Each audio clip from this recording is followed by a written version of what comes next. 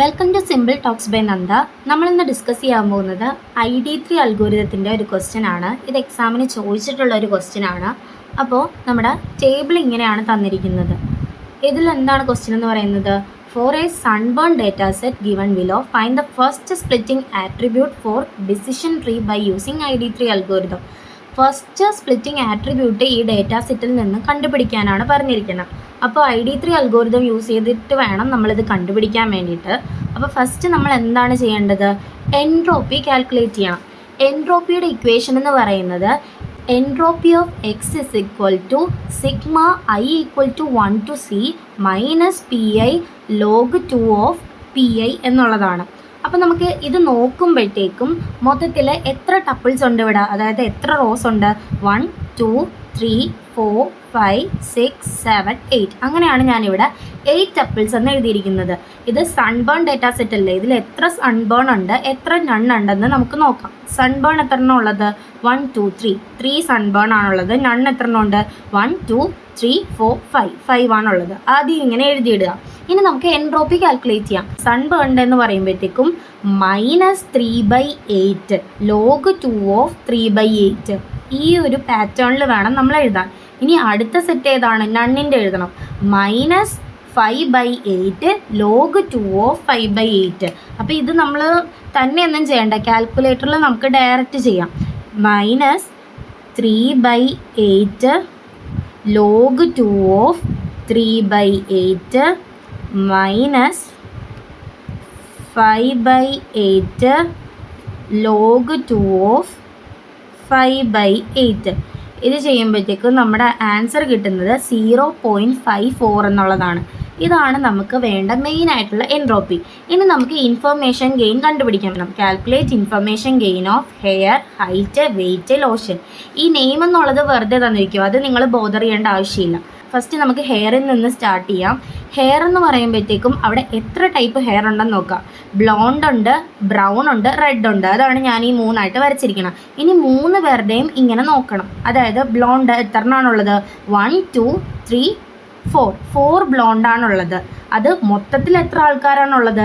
8 ടപ്പിളല്ലേ ഉള്ളത്. അങ്ങനെയാണ് ഇവിടെ 4/8 എന്ന് പറയുന്നത്.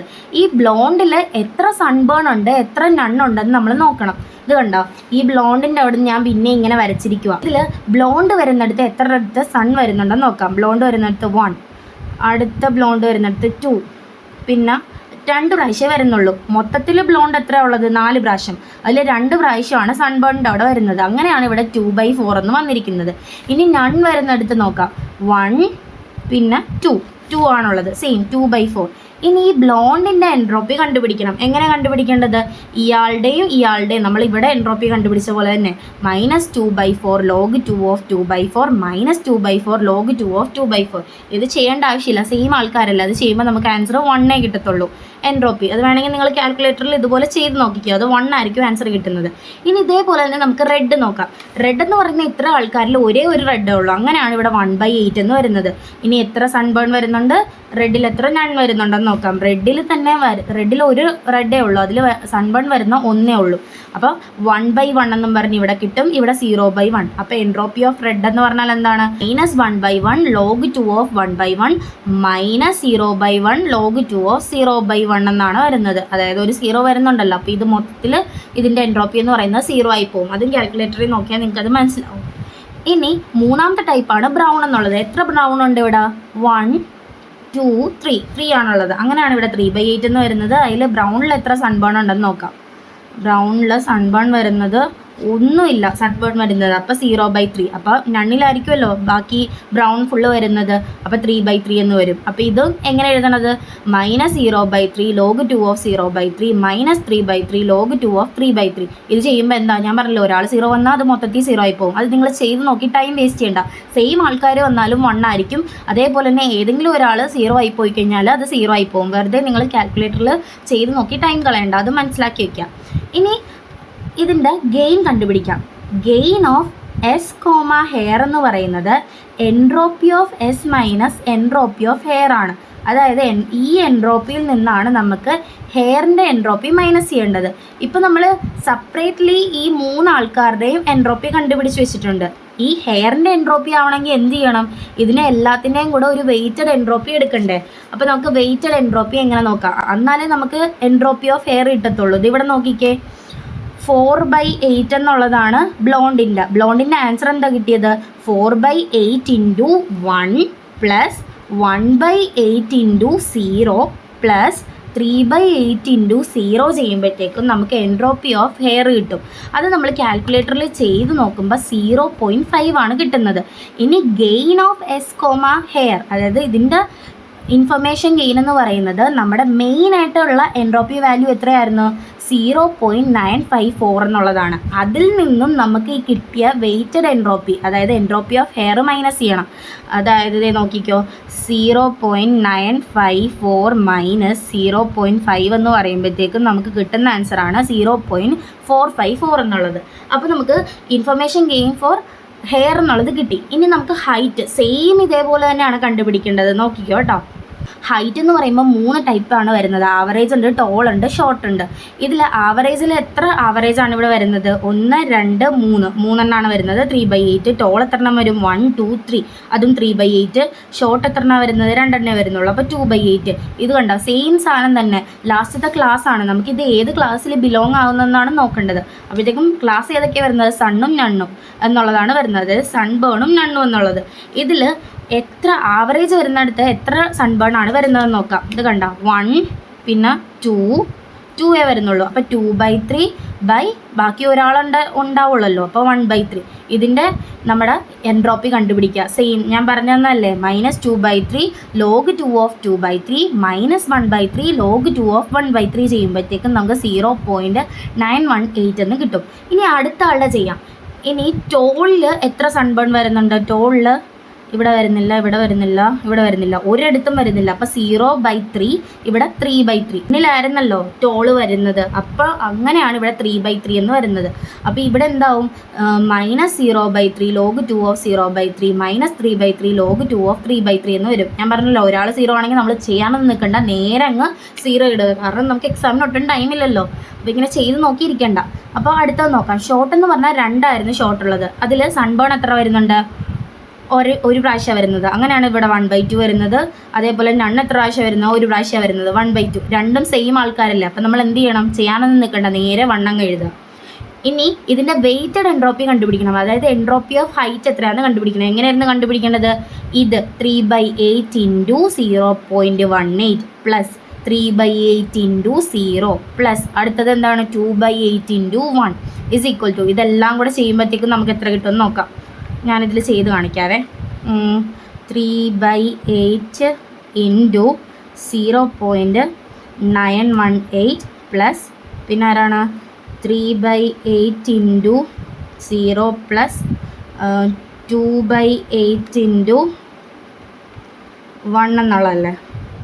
അത് ചെയ്യുമ്പോഴത്തേക്കും നമുക്ക് കിട്ടുന്ന ആൻസറാണ് 0.594 എന്നുള്ളത്. അത് തന്നെയല്ലേ എനിക്ക് കിട്ടിയത്. ഇവിടെ കൊണ്ട് നമ്മുടെ ആൻസർ തീർന്നോ, ഇല്ല.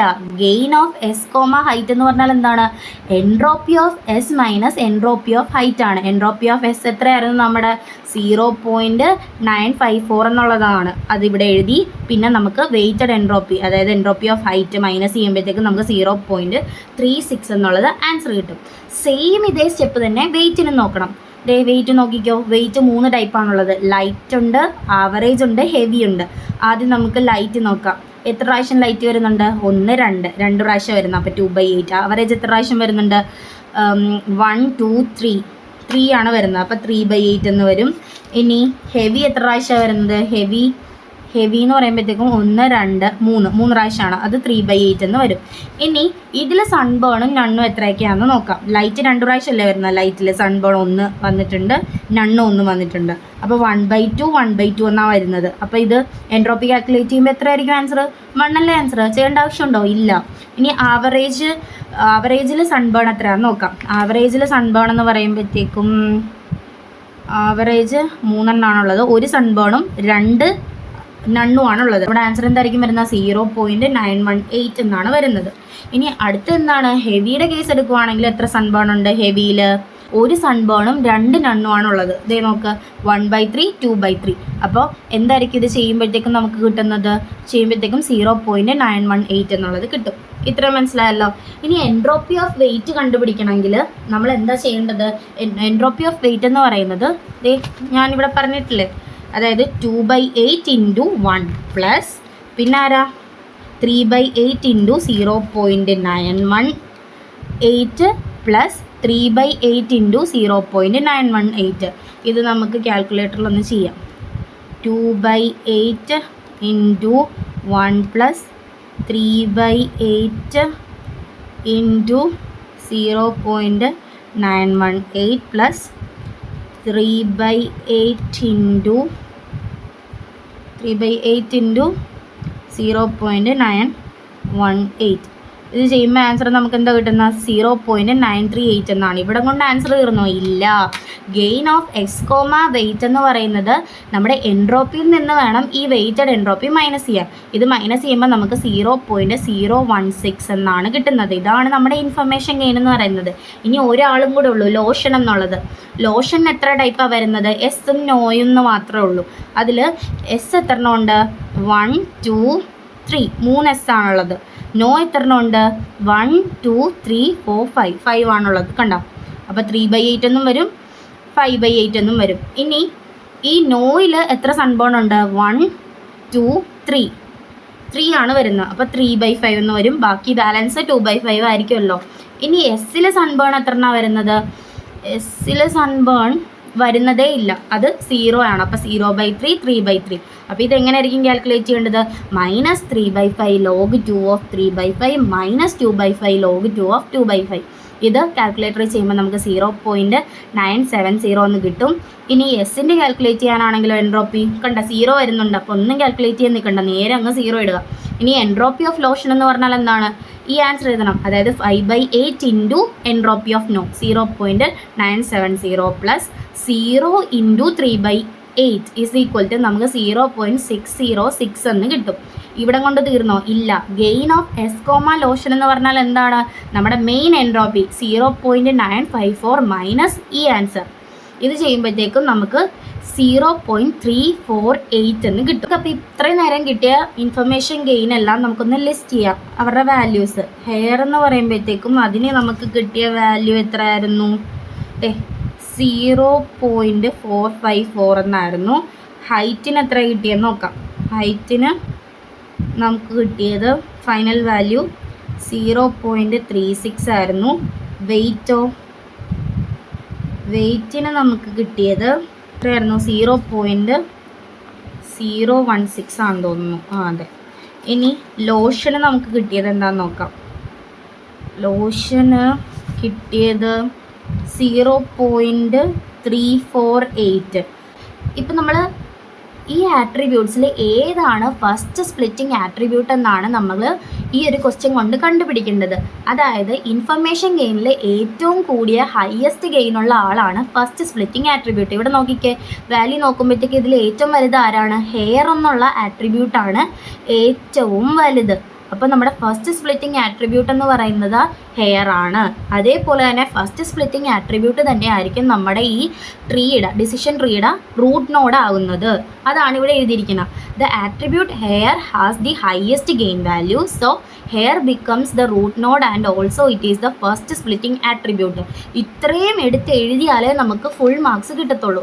മനസ്സിലായല്ലോ? ഇത്രയാണ് ID3 അൽഗോരിതത്തിൻ്റെ ഒരു എക്സാമിന് ചോദിക്കുന്ന ക്വസ്റ്റ്യൻ എന്ന് പറയുന്നത്.